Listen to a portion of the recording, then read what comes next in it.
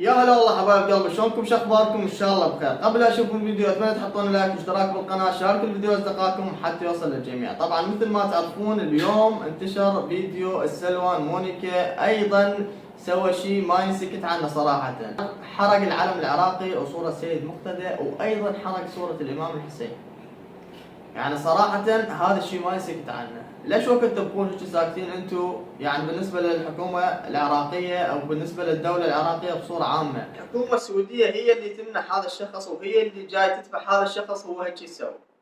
يعني قبل كم يوم من حرق العلم العراقي وحرق القرآن الكريم وسوى ما سوى بالصور مال السيد مقتدى صدر، واليوم ايضا يتجرأ ويسوي نفس الشيء، وايضا اللي سواه اكبر من هذا الشيء اللي هو حرق صورة الامام الحسين وبمحرم.